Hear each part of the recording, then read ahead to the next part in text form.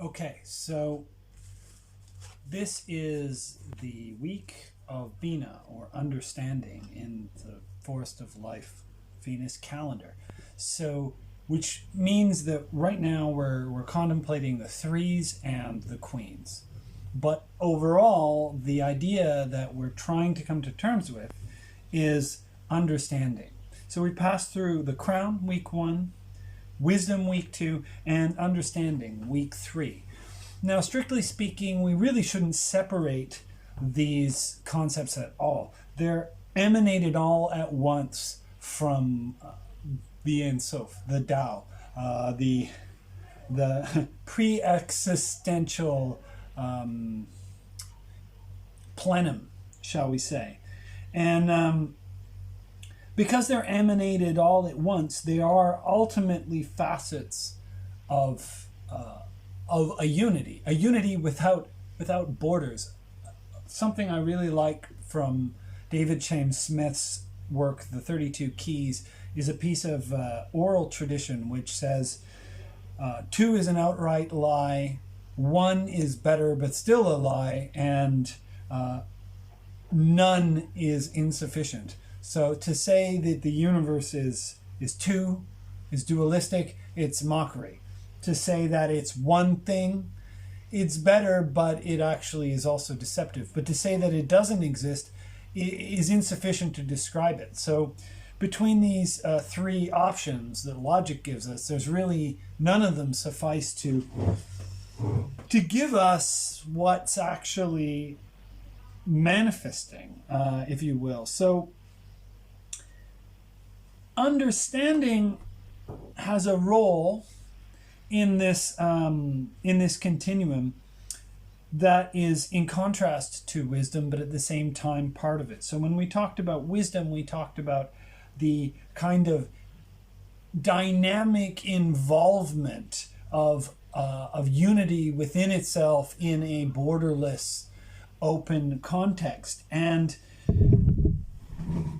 understanding represents the foldback point, the point where that kind of billowing involvement allows systems to emerge, patterns to develop, a spatial field or topos upon which this play of phenomenon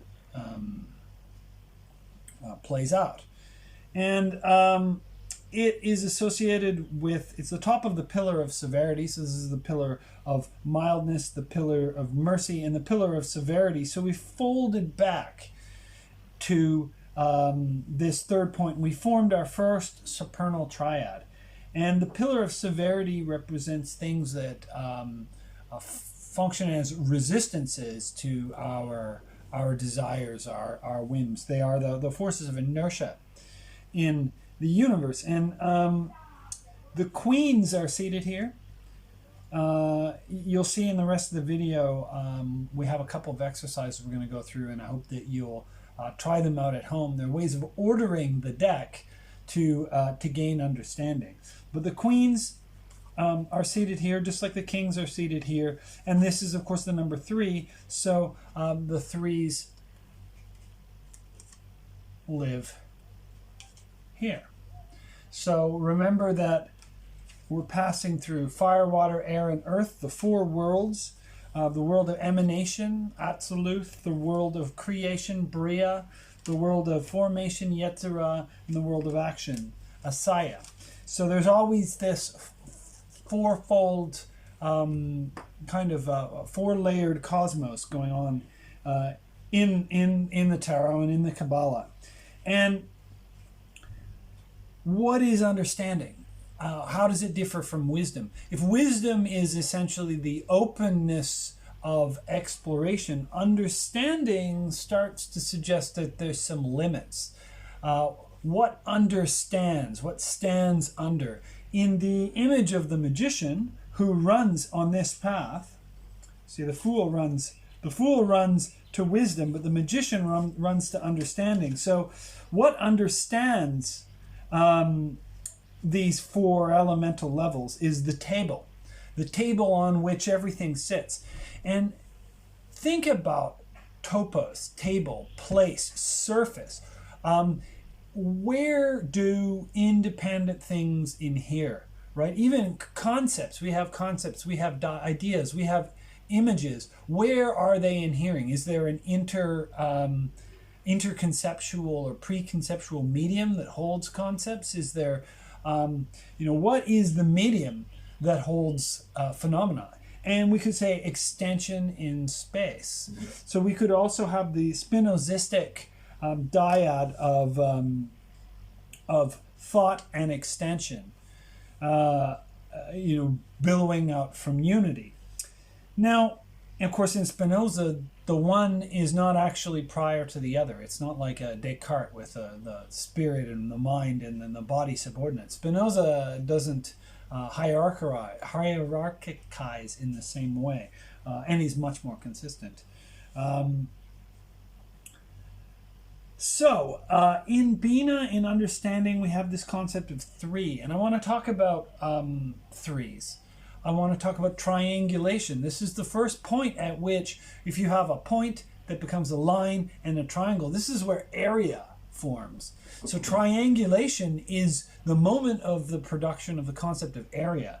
And if you're familiar with the Solomonic magics, you'll know that the triangle is often used to isolate demons. Basically, outside of the circle, there's a triangle that's cast, and a demon or a partial thought form or whatever, an energy that is not interdependently connected, is perhaps toxic or hostile, is placed within that triangle. So the triangle does create the concept of the possibility of othering.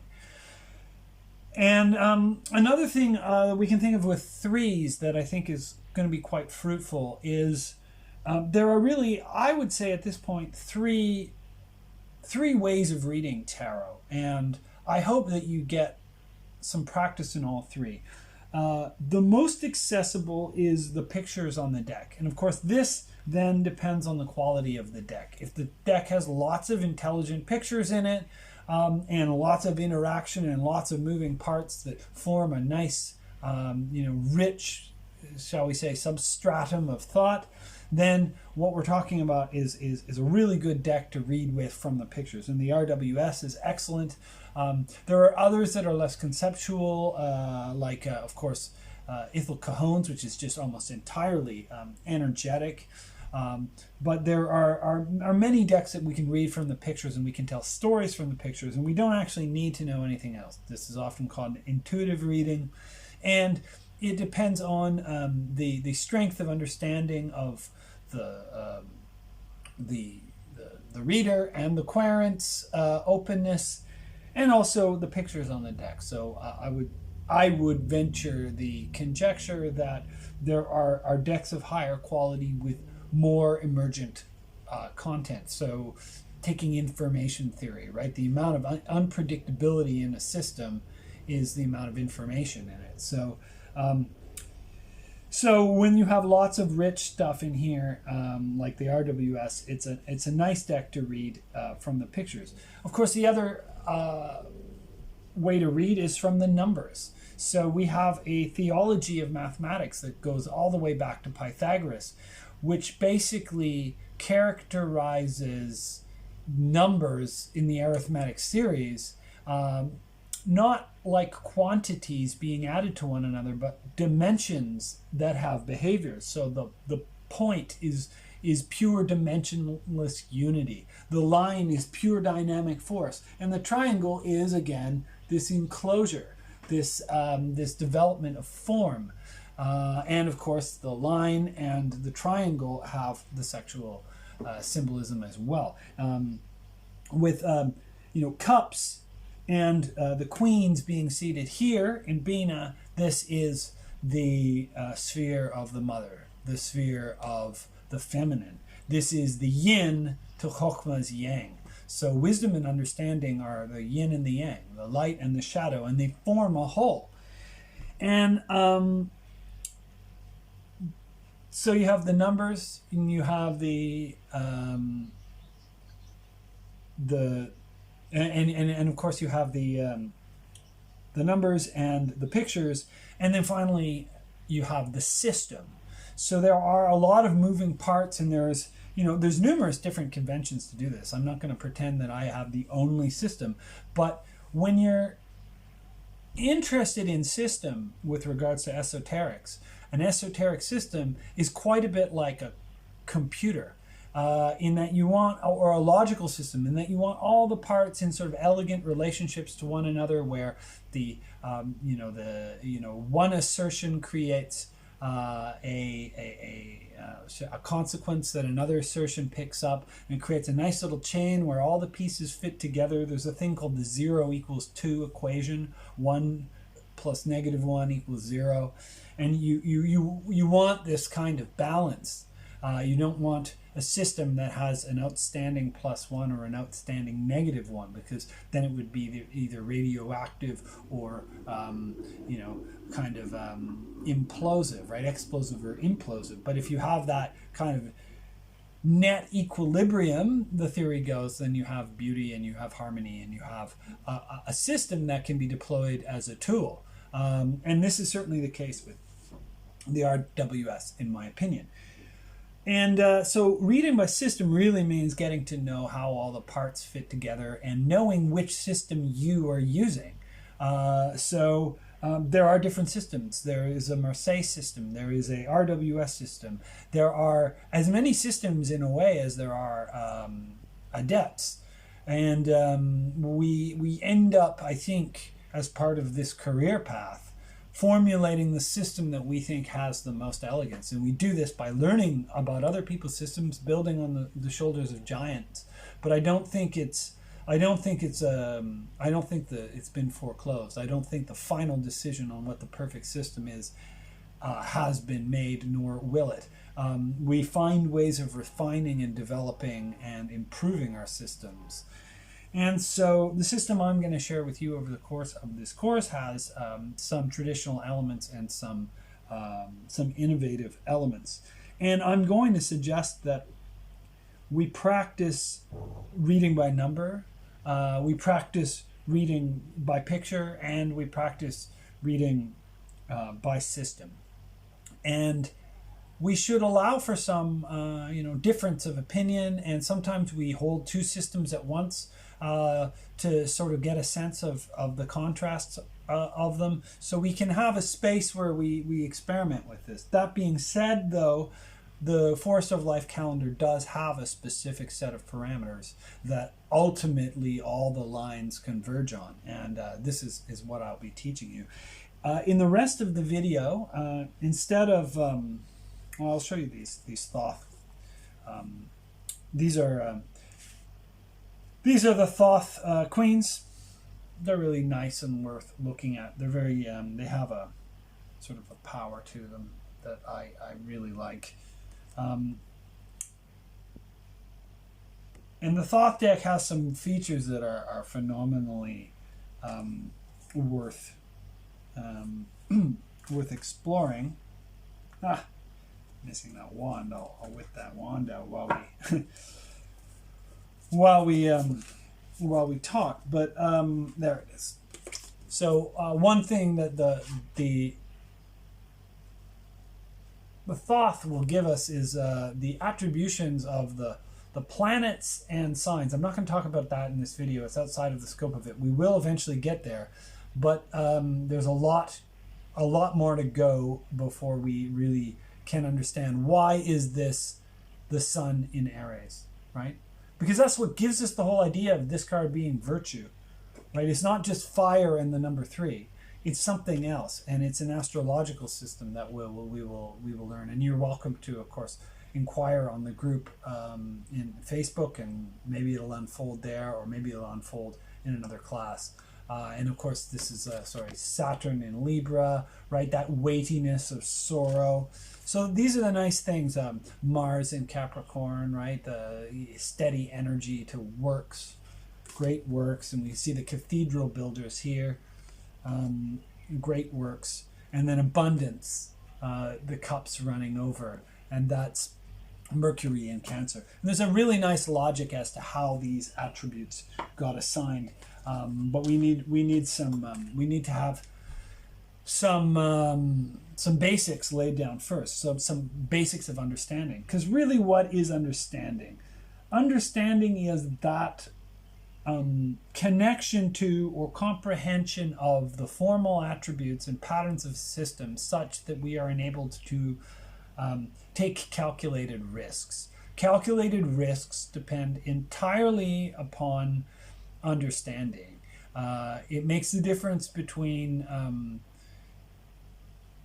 essentially jumping across a chasm which you cannot make the leap, or jumping across a chasm in which you can make the leap, because it's the knowledge and understanding of distance and self and all the components that allow us to judge correctly how to go somewhere where we've never been before. So it's the beauty of understanding, is we can start to explore things that perhaps we're being warned off of, or perhaps nobody's ever done it before, but we can get there using understanding if we have understanding. The thing about an understanding is it accumulates quite slowly, so we have to be very patient with it, and it has to do with the study of the system. Philosophy and metaphysics have a very wisdom-oriented nature. Understanding is closer to science, and an understanding is an empirical and cumulative quality. So I'll leave you with that, and the rest of this video will be some arrangements or orders that you can put the deck into that will enhance your understanding of its cohesion as a system. So we have the wheel format and the tree format, and you're welcome to, and I encourage you to take your decks and put them into these orders. Build these models with them. Create these maps, because these maps will ultimately be what enable you to encounter the energies in their appropriate places and assemble a whole that is balanced and effective for you. So I'm Dr. Peter Duchemin, the Tarot Philosopher, and this is week 3 of the Forest of Life Venus calendar, which is a tarot-based calendar, and I hope you've found this illuminating. If you're in my course, I hope this you can put this stuff to work and try out the exercises. And as always, you can reach out to me and ask me questions. Okay, so to understand the tarot, it is very helpful to learn to put it into a variety of orders. And the orders that you put into it reveal the systems at play that structure how all the symbols interact and form into a coherent whole. Reading for the system is one of the ways you can read the tarot. You can read it from the pictures, you can read it numerologically from the numbers, or you can read it from the system. Ideally, you will gain some proficiency on all three, and so you'll be reading from the system, the number, as well as the pictures.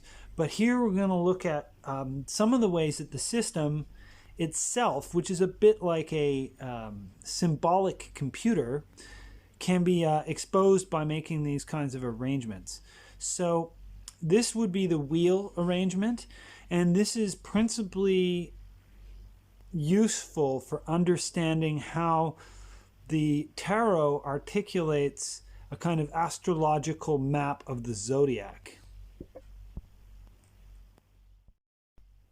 So here we have the entire deck, and it's kind of funny. This is actually Sunshine, little corner cat there. Okay, so this is the entire deck, And what you'll see is that in the very middle is the major arcana ordered from the Fool down to the Universe from 0 to 21. So when you reconstruct this, set up the major arcana in order and put them in the center. They're not as important to this arrangement, but they are they're an important part of the deck. So we put them in the center. Now here we have the Ace of Wands over top of the Page of Wands, the Ace of Cups over top of the Page of Cups, the Ace of Swords over top of the Page of Swords, and the Ace of Pentacles over top of the Page of Pentacles. So in terms of the minor arcana and the courts, the pages and the aces are slightly different. So it is true to say that the tarot has three principal parts. It has the majors, which are, you could make the analogy, the majors are like a play. And the minors, the aces through tens in each suit, are like the scenes in the play. And then the courts, the kings through pages in each suit, are like the characters in the play. And so when you read, you go from the top level down. So you go from what's the play, what's the scene, who are the characters. And yet, within the minor arcana, there are two divisions, and within the courts, there are two divisions. So you can split the minor arcana into the aces and the 36 other minors. So we take the aces out. And same with the courts. We split the courts into the zodiacal courts, the courts that represent a sign of the zodiac, and the pages. And so the pages are placed with their respective aces because the pages represent essentially the latent potential to develop that ace. They are children who have the power to ultimately express that ace, but it's still in a wild form. So that's why you see the majors in the middle and the aces and all right, there we go, autofocus. The aces and the pages in the center around it, and they're basically showing us the quadrants. This is the quadrant of fire, the quadrant of water, the quadrant of air, the quadrant of earth. In Hebrew, this would be the Yod of the name of God, He of the name of God, Vav of the name of God, and He. Fire, water, air, and earth. And way out here, we see the zodiac. So the zodiac has been split into 4 groups of 3. And as you know, there are 4 suits. So there are 4 kings, there are 4 queens, and there are 4 knights. And each of the 4 suits has 3 roles. Of course, king, queen, knight. Kings are the initiators. They're always the first sign. And then the knights are the holders of the energy. They're like the bridges. They're the fixed signs of the zodiac, and they form this equilateral cross across the center. And then finally, the queens are the mutable signs, which represent the transition to the next sign. So you've got the quadrant of fire here, which starts with cardinal fire, Aries, fixed earth, Taurus, mutable air, Gemini. And then you've got the quadrant of water, which starts with cardinal water, Cancer, fixed fire, Leo, mutable earth, Virgo. Then the quadrant of air starts with cardinal air, Libra, fixed water, which is Scorpio, and mutable fire, which is Sagittarius. And then finally over here we have the quadrant of earth, cardinal fire, cardinal earth, Capricorn, fixed air, Aquarius, and mutable water, Pisces. So Aries, Taurus, Gemini, Cancer, Leo, Virgo, Libra, Scorpio, Sagittarius, Capricorn, Aquarius, Pisces. So this is the overarching structure of the wheel. You can gain insight by looking at the opposites. So Taurus and Scorpio are opposites. Leo and Aquarius are opposites, and so on. That's a commonly used astrological method. Now, starting with Aries, I have stacked 3 cards of the minors. So there's 36 minors, not including the ace. And I've stacked them underneath the 12 headings. So think about how the ace of, the King of Wands, right, Aries, has underneath it the 2, 3, and 4 of Wands. So the kings will always have the 2, 3, and 4 of their respective element underneath them. So the King of Wands has the 2, 3, and 4 of Wands. The King of Cups has the 2, 3, and 4 of Cups. King of Swords, 2, 3, and 4 of Swords. The King of Pentacles has the 2, 3, and 4 of Pentacles. So, as you set this up, you can explore this as well, because now you'll see that, and we have another visitor. This is Alice. Hey, Alice. You're being a model today. All right, so this is the Pentacles, and you'll notice the Pentacles, the Knights, the fixed signs are actually the 5, 6, and 7s, right? So the Knight of Pentacles is the 5, 6, and 7 of Pentacles. 5, 6, and 7 of Wands.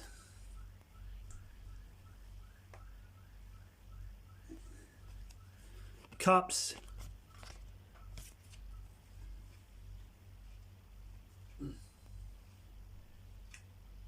And Swords.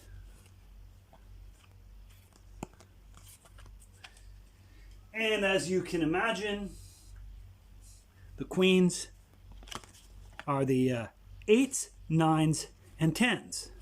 So 8, 9, and 10 of Swords. 8, 9, and 10 of Discs. 8,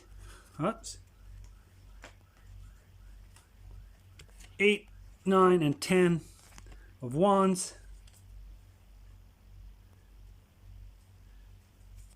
8, 9, and 10 of Cups. So this is the wheel arrangement. You can put your deck into this order and use that process as a meditation on the nature of the deck and how it comprehensively fits into a whole wheel-like system. This is the deck as modeling the zodiac. So here we have another exercise you can do is you can take the 36 minor arcana just as they are sitting underneath the courts, and just get rid of the courts and the aces and the pages and everything else, and just take the 36 minor arcana and spread them out. So here's a cool thing that you can do. You can actually, at this point, step into the circle. This is equivalent of a magic circle. So I could even lay the aces out if you want, and this is a real magical circle. So I'm going to step inside. Woohoo!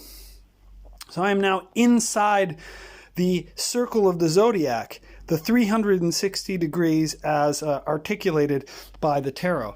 And looking down here, this is in Aries, right? We see the 2, 3, and 4. Taurus, 5, 6, and 7. Gemini, 8, 9, and 10. Cancer, 2, 3, and 4.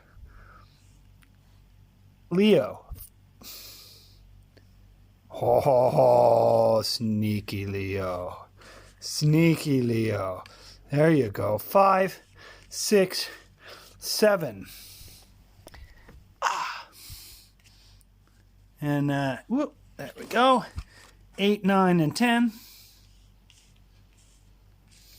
Let this be a lesson. Sometimes you have to sort out your circle from within. And then this is, of course, Virgo.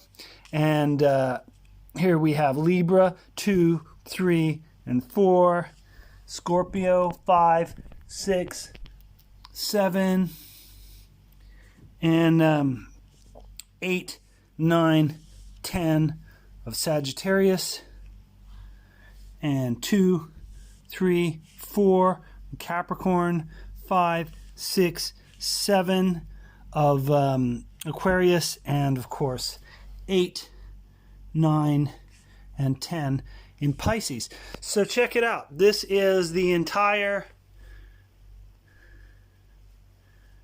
zodiac circle. And this is a phenomenal meditation, and I will definitely return to it. I've kind of turned it into a funky little spiral now. But this will come up again and again and again, and we will keep visiting this arrangement because it's really important to understand how the energies of the tarot integrate into a holistic figure. And so try this out. Okay, so now even though we've seen the whole system as a kind of I guess a gestalt, what we're zeroing in on this week is the queens and the threes. And with the theme of understanding, it's important to see how everything kind of fits. Nothing is actually isolated in the tarot. So in any reading, really what you have is cards that represent spotlights on a whole, which is always present. So here we have the queens. I put them back in the circle to show you where they are. So they're in Gemini and Virgo and Sagittarius and Pisces. And I'm just going to extract them.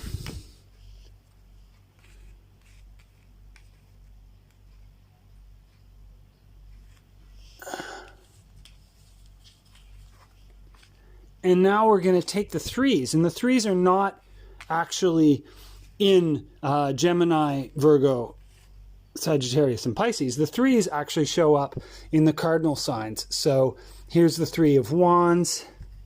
And we'll put that with the Queen of Wands.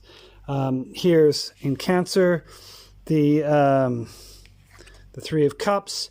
We put it with the Queen of Cups.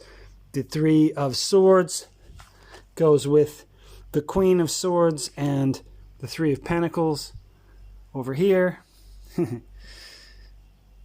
This is quite a big spread, so you're gonna want to give yourself some floor space to play with this.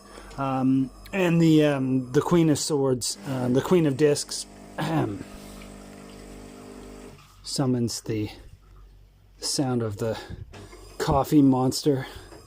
That's a coffee machine.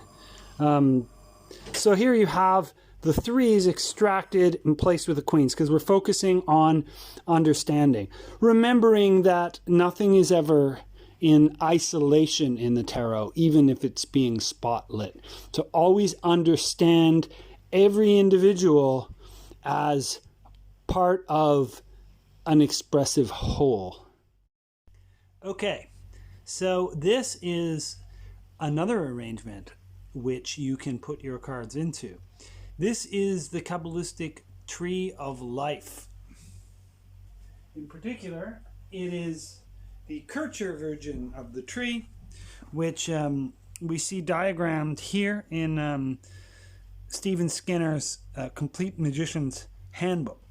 Now, what you can do with your tarot, similar to the wheel, except this time, instead of being a kind of a circular arrangement, this is an axial arrangement. So, whereas the wheel arrangement was essentially a feminine symbol, the tree arrangement is more of a masculine symbol. So here we have a vertical axis, and we have the 10 Sephiroths. So this here is Kether, number 1, with the aces. This is Chokmah, wisdom, number 2, with the 2s and the kings. This is Bina, understanding, with the 3s and the queens.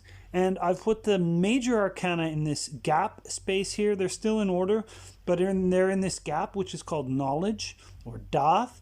It doesn't have a number, and in other versions of the tree, it doesn't exist. It represents the alienation of the soul from divine wisdom. And the process of building a bridge is, in many ways, gaining knowledge is what this whole process is about. So that's why there's a gap here. But following the gap, then we get Chesed, number 4. And you'll notice I've put them in wands, cups, swords, pentacles in this order. And I've interlocked them.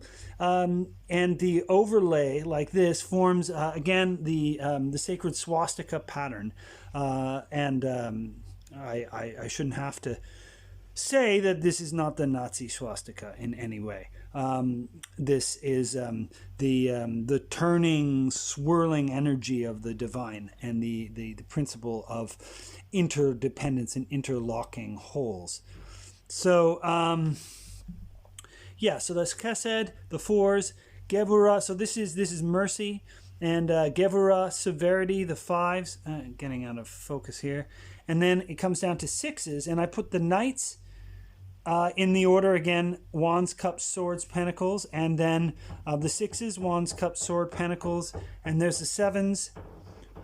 So this is Tippereth, beauty, 6, Netzach, victory, or we'll say desires, which is 7. The 8s over here, representing wit, or sometimes called glory. Hod, 8. Yesod, the foundation, the prism that brings it all together. And finally, Malkuth, the kingdom. And you see the pages are in Malkuth, the kingdom. So you can set this up as a meditation and exploration. Greater detail. So Kether, the crown, number 1. Chokmah, wisdom, number 2. Bina, understanding, number 3. Dath. Chesed, mercy, number 4. Gevurah, severity, number 5. Tippereth, beauty, number 6. Netzach, victory, number 7. Desires. I like to put these like this. Yeah. All interlocked. And 8.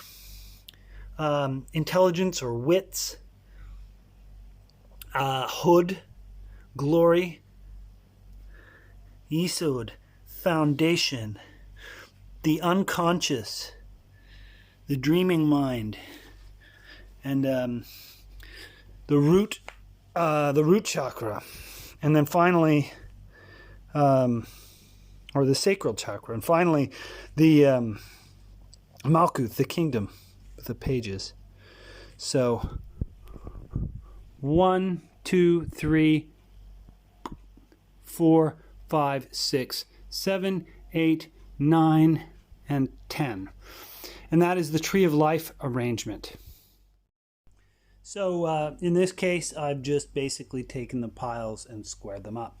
So instead of having a big old cross for each one, we now have a nice simple stack. So the aces, the kings and 2s, queens and 3s, 4s, 5s, 6s, and knights, 7s, 8s, 9s, 10s, and pages. So you can do this as well. And I've got the major arcana separate here. And finally, we have a quite rich arrangement. If you attempt this, you might want to make a reference to a diagram of the tree, I recommend a book like the Complete Magician's Tables or Godwin's Kabbalistic Encyclopedia. But what you're going to discover is that actually there are a few places where my path arrangements are different. And I'm not going to talk about why that's the case in this video, but I will talk about that in the future because it becomes quite important. And I will point out where that is. So here what we have is the Sephiroth, which I have put in a nice little piles, the numbers, and I put little stones on them. I have these 10 beach rocks that I collected. And so those stones represent the Sephiroth, and you'll see that the 22 major arcana are the paths connecting them. So with a diagram of the Tree of Life in hand, you might want to make this map. And it should be stressed that what we're doing with the tarot now is we're mapping energy flows. That's really what this whole set of exercises, the wheel and the tree, is about, is coming to an understanding of the territory by showing you different maps of how the tarot can be organized. So just coming in nice and close. Between Kether, the crown, and Chokmah, the wisdom, we have a path, the fool. Between the crown and understanding, we have the magician. Between the crown and all the way down to Tippereth, beauty, we have the high priestess. And crossing the high priestess between understanding and wisdom, we've got the Empress. Now, here's one of the paths that will not be recognized to everyone, because I'm putting the Emperor here between wisdom and mercy. Typically, this card is actually switched out with a Hierophant. I have a good, strong reason for why this is as it is, and I'm willing to discuss that with anyone who's curious. But so the Emperor in our system, in our class, runs from Chokmah to Chesed, and the Hierophant runs from Chokmah to Tippereth. And over here, between Bina and Geburah, we have the Lovers. Another case of a switch. Typically, the Lovers runs to Tippereth and the Chariot runs to Geburah, but not in the system that I'm teaching. And you'll learn why if you stick with me. So here we have the Chariot then. So the Lovers are here, the Chariot is here, and then crossing them as they converge upon Tippereth is Strength. And here we have Strength as the number 8, which was Waite's development, and many decks actually have Strength as 11. We're going to use it as 8. And again, there's plenty of reasons, and I'll explain why. If you are very committed to the Thoth or to Marseille or another deck that does not do that, that's fine. You can run with your understanding of the numbers, but bearing in mind that this system is fundamentally structured with Strength as 8, and that's what gives it its support and its strength. Yeah, that is the basic configuration of the energy for the Venus calendar. So okay, and then after that we'll have between Chesed and Tippereth we have the Hermit running. And then between Chesed and Netzach, excuse my shaky hands, we've got the Wheel of Fortune, and then way over here, Justice. Justice is 11, running between 5 and 6, between Geburah and Tippereth. The Hanged Man running between Geburah and Hood, and Death running between Netzach and Tippereth. And this is this will be of interest I think, and of the switches, this is probably the one that's going to jump out the most. In the mainstream orders, descendant from the Golden Dawn, the devil is here, and running from Tippereth. Sorry, the devil is running from Tippereth to Hood, and temperance is running from Tippereth to Yesod. In the system I'm teaching, the devil is actually running right here. And this, there is a very strong, solid reason for it. I'll explain it in future videos, or you can reach out and ask. But what this gives us is a drama of the encounter with the shadow, and an alchemical encounter and transmutation of our own shadows. And it removes the stigma of the god of all evil type of idea of the devil, and takes a more Jungian approach. These are our shadows, our unprocessed shadows that we have to come to terms with. So this is a really important distinction between the method that I'm teaching and mainstream Hermetic Kabbalah. So we have the devil, and then temperance is connecting us to Hood, and then of course crossing this is the tower. So the devil and the tower are themselves a crossroads, a major crossroads. After the tower, we have the star running from Netzach to Yesod, and then the moon running from Netzach down to Malkuth, and the sun running from Hod to Yesod, and judgment running to Malkuth, and then finally the world here. So this is the Tree of Life map at a glance. You can make this if you want. Don't worry if this stuff feels over your head. I'm putting it all out there, but we'll keep returning to it again and again and again. We'll never be strangers to this map. So if this is a little over your head now, relax, enjoy the ride, let it sink in subconsciously. If you want to do a little bit of extra work and lay these cards out and get a sense of this system, then you can do that as well. But I've given you a couple keys, a vertical and a horizontal key to understanding in this video, and I hope you will make of it what you will. So lastly, for the sake of our class, I'm just going to extract the queens and the threes. So there you go.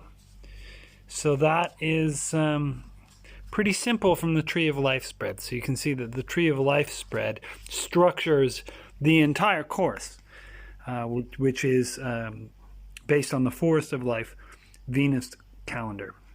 And here we are in the week of understanding.